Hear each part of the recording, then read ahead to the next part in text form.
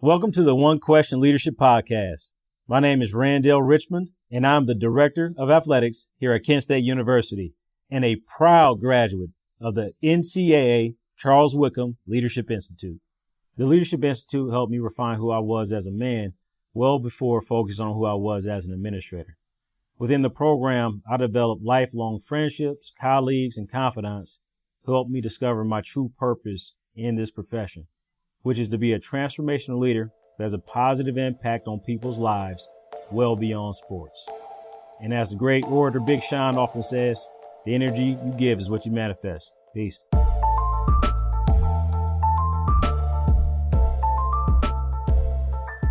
Greetings, this is Ty Brown, and welcome to the One Question Leadership Podcast, where we highlight executive and organizational leadership. Be sure to follow us on Twitter and Instagram at 1Q Leadership. Also, be sure to like, subscribe, and review 1Q wherever you listen to podcasts. Our guest today is Marcus Everett. Marcus is the Director of Compliance at Fresno State. Greetings, Marcus. Thanks for joining us. No problem. Good to be here. Marcus, so I'm here at Fresno State. I've talked to a couple other people you work with, and I wanted to have you on because working in compliance, there is a wave of African Americans who are working in compliance over the last 10 to 15 years, right? I'd say maybe even 15 or 20 years ago, you didn't see a whole lot of African Americans in compliance, but you're one young professional in compliance, but has had some great experience. You spent time at Stetson there. You were the compliance coordinator. You were a graduate assistant over at Northern Illinois, working with Sean Fraser there and the compliance people down there. And a couple other experiences during your career, but specifically at Stetson, you mentioned to me that the last few months on the job, you were the compliance person. I guess somebody left. Talk a little bit about that experience. For sure. So Stetson was my first full-time job, and that's the hardest one to get. But the opportunity presented itself, and I went down to Stetson for sure. And I had a really good supervisor there, a really good mentor there, Elise Paulson. I still keep in contact to this day. And when I first got there, she coached me up, taught me everything I knew. Just gave me that guidance that I needed to run that two-man shop. And because it was just me and her, 17 sports, and we grinded it out. So the last, I would say, like 9 months or so, she was presented an opportunity across campus where she could still stay within the community, but she would just be on the other side of athletics. And I had to pick up the pieces and run the show there. So it was difficult. There were some trying times. It's tough doing. From official visits to initial eligibility for literally everyone, all the student athletes who are coming onto your campus. So, it was a grind, but I'm appreciative for it, for sure. I wonder about, in leadership, sometimes you're measured by how well you solve problems, right? Attack the challenges. Do you have an example? Sometimes compliance, you can't share things, but is there an example of something that was presented to you that, you're not long on the job, but you're running the shop on your own, and you got to be able to solve this problem that's in front of you? Talk to us a little about an example of that, if you can share any. So I guess within compliance, you're always trying to find a new process or the easiest process, and just how can we work smarter, not harder, right? So there was a time where we were just trying to figure out a simple process like male practice players who could help out with our women's basketball program, right? And it's just like, how do we formalize this workflow? We got to get sports medicine involved. We got to get senior staff involved. We got to get facilities involved. We have all these moving pieces, but how do we consolidate that into just one simple workflow? And me coming from the age I came from, coming from NIU where everything was digitalized, just trying to consolidate within the recruiting software that we had, just let's just use what we got to make our lives easier, So that was one of the things I tried to do when I was at Stetson for the most part. When I got there, my job was to organize the office. So it's just like I knew where things were. I knew how processes could be easier. So we use those recruiting softwares to try to do that for sure. Yeah, to help you organize, right? Had to, because it's just like, like physical paperwork, nobody wants that on their desk, you know what I'm saying? So, if we're paying money for these recruiting services, let's not use them, I know there are older people in sports medicine. I know there are older people in senior staff, but hey, I can create you a login and I can send you an email, right? You know what I'm saying? You can check that, So it's just trying to get people on board and new processes and things like that. And the first thing that popped in my head was, that male practice player, like workflow. It's just like, I mean, I know we can do it, guys. You know what I'm saying? All we're doing is checks and balances here. So, and you know, with coaches, things are going to be last minute. You know what I'm saying? So, I mean, if we just find a person who can play and they're going to help our team practice, you know what I'm saying? Like, let's get it done. So to make sure I understand this correctly, you had a software that has a purpose for whatever it's to use for. Correct. A problem is presented to you, and you have to come up with a solution for the problem because you are the decision maker. 100%. So you repurpose the software. Obviously, you still use it for what it's used for, but you figure out a way to use it to solve the problem that was presented. Correct. Correct. Yeah, man, that's the signs of a good leader. I wonder about that now. You fast forward now. You're here at Fresno State, director of compliance. You have people reporting to you, which you didn't have at Stetson. Now Stetson non-scholarship, but that doesn't lessen the load of student athletes who need to be compliant to make sure everybody can play ball and participate in varsity sports, right? So you come to Fresno State, got a couple of people working for you. You know, you sit down and you introduce yourself. It's almost like I'm the new boss.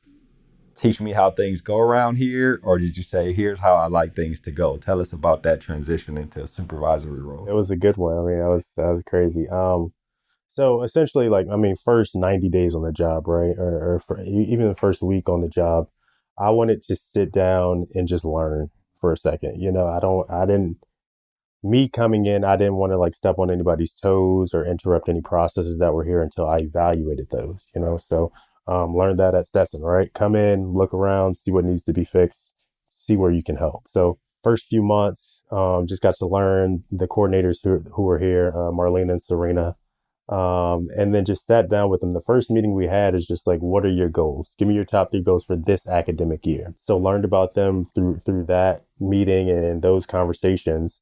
But as we came in, we got to work more closely together. Our work environment became extremely cohesive, you know, where I could offer like, hey, Marlena, maybe we can do this. Hey, Serena, I know we got this process, but how about we reach out this way? Or since they're both liaisons for across campus as well. So just coming in, sitting back, learning from them first before attacking any processes or their knowledge about a certain bylaw here or there, I think was extremely beneficial for our relationship for sure. Right. Yeah. It's interesting. What I know about compliance is that you have to make sure that everybody is educated and there's proof that everybody is educated, right? It's an interesting dynamic there. We had this many sessions. This is who was at the sessions. So we did teach and we did make sure everybody was in the know about everything. So being knowledgeable about the inner workings of college athletics, being knowledgeable about the inner workings of higher education and the inner workings of your department specifically. Talk to us a little bit about how important that is, to be knowledgeable when you work in compliance or when you work in athletics in general, but also to be able to make sure those around you and those in the department, including student athletes, are knowledgeable about what they can and can't do or what is important as their student athlete or in college athletics. For sure. I mean, like education is key, right? Within compliance, I mean, the more you can educate our constituents, our student athletes, our boosters, our coaches, the more knowledge they have, the better decisions they make, right? So, I often say compliance is easy because everything's in the manual right there for you. All you got to do is find it, right? I mean, there may be some gray areas here and there, you know what I'm saying, where we can work around. A coach sees this, I say we can't do that, but we can get to some middle ground where we both agree. But as much as I can get out in front of the coaches and teach them new legislation. So with COVID this past year, I mean, the COVID manual is updated weekly, right? So I mean, there's questions on literally everything, every bylaw that we can think of, and coaches just need that information to make the best decisions possible for sure.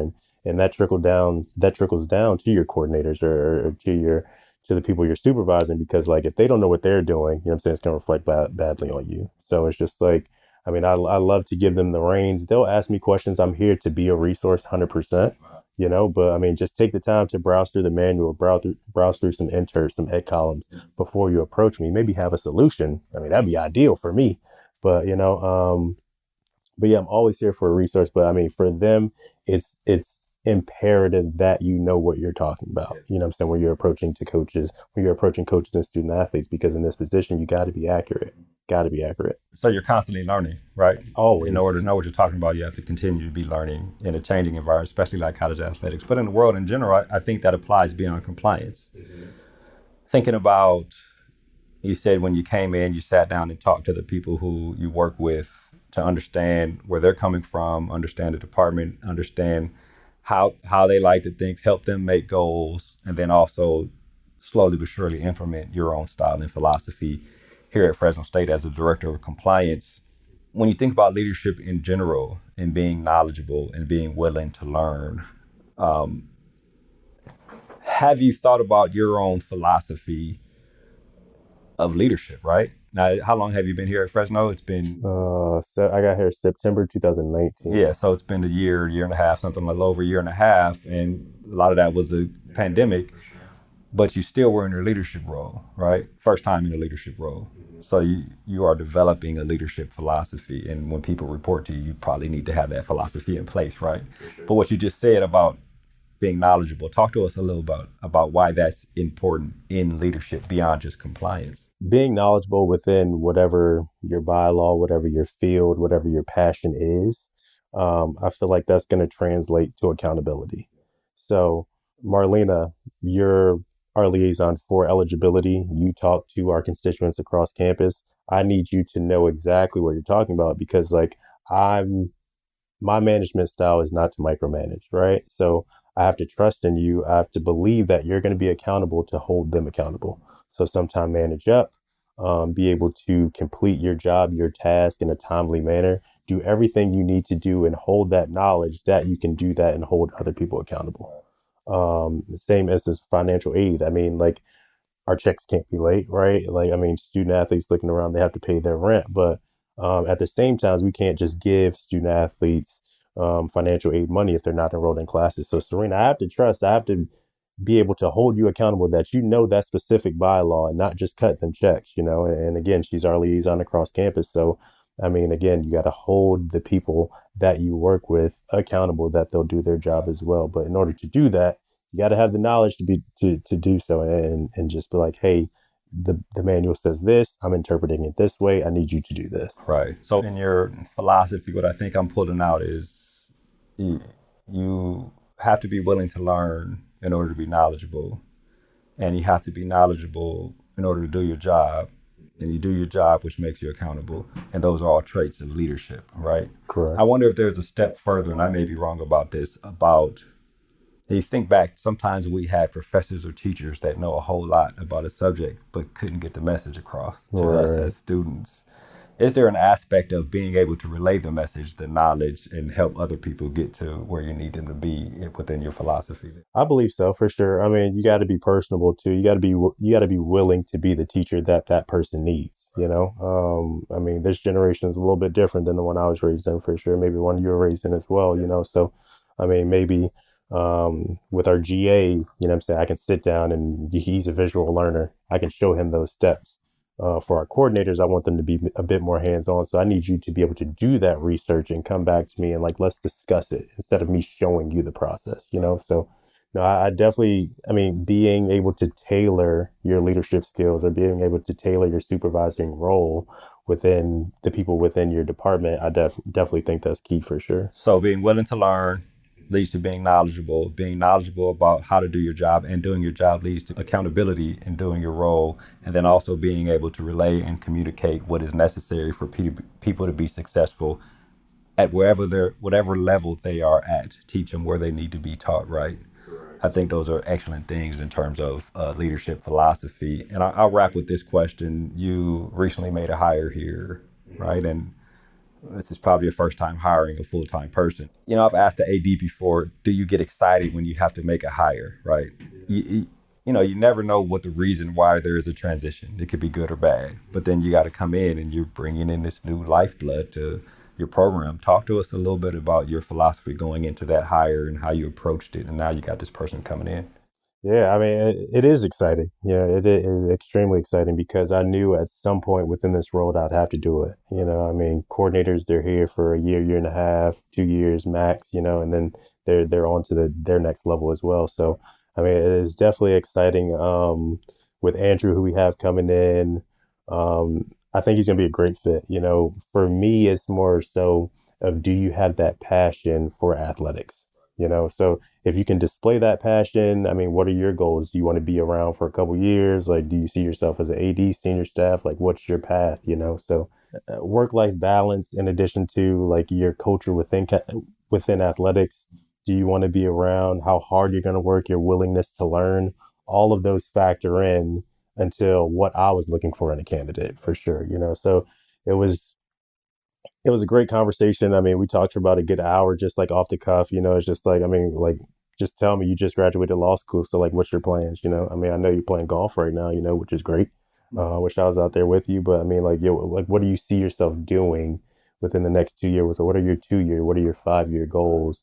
And then, I mean, his answers were just, I mean, they resonated with mine because I came up within the era where things weren't just given to me, they were earned. So, and I just kind of got that vibe with him as well. So it was really exciting to just like talk with him. And then when we get him here, I mean, I just think everything's going to mesh. He's going to be willing to learn, and we're definitely going to be on a good foot for sure. Right, willing to learn. That's Said it. he's I mean, going to that's be what I need. knowledgeable. He's going to I do his need job it. and be accountable, right? Correct. Because as soon as you get here, we're learning. And at that point, you're going to be your own man who has to manage your cross campus constituents, you know, and I'm going to hold you accountable. If you need help, I'm here. That's what I'm here for. I'm here to be your voice if you need one, you know, in addition to my other responsibilities. But you know, I'll coach you up as much as you need to. But once we're there, we're there. Okay, you got to fly at some point. You know, I got to let you go. Right, which is interesting, right? He's coming in, you make sure he's willing to learn, that he's knowledgeable, right? And since he's knowledgeable, he'll be accountable in the job he does. And part of his job is to be able to effectively communicate what's necessary to be communicated. That's excellent, Marcus. This has been an excellent conversation. I really appreciate you joining us here on One Question. Appreciate it. Thank you, sir. That was Marcus Everett. He is the Director of Compliance at Fresno State. And of course, this is Ty Brown with One Question. And keep in mind, the role of a leader is to create and maintain an environment that people want to be a part of. And as always, be better tomorrow than you are today.